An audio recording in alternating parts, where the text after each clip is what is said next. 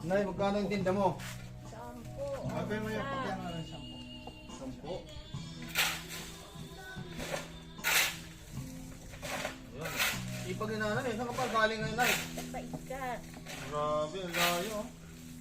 Kaya dyan lang sa planet. Mabuti nakakapagtinda pa kayo eh. Maganda na kayo.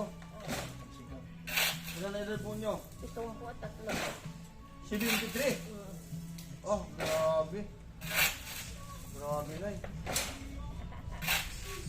Grabe. Ang tibay mo.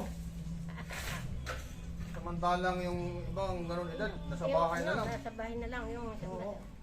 65 lang eh, maano na eh, masakit sa Oo. nila. Sana umabot ako sa kanya edad. Kaya ako, 23 pa lang ako ngayon eh.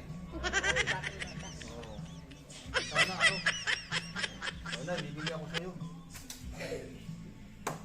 Sabi nga nung, okay, ako, sana eh, umabot din na niya.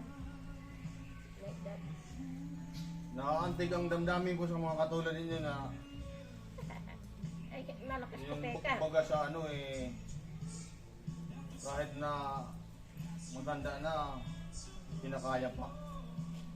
Eh, alam mo, ano eh, alam mo magagawa eh, alam mo, may asawa na lahat ang anak ko.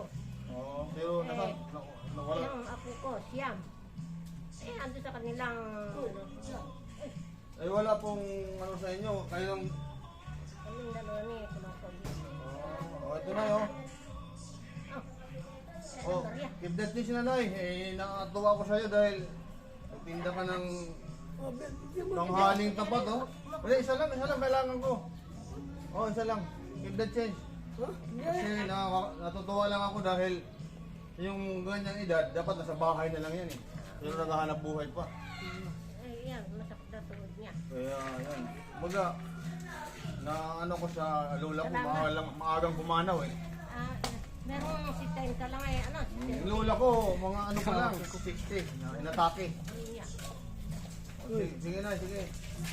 Salamat ha. Wala ko ba alam na may merong 5 million ban na patay. Hindi na. Hindi, sariwa.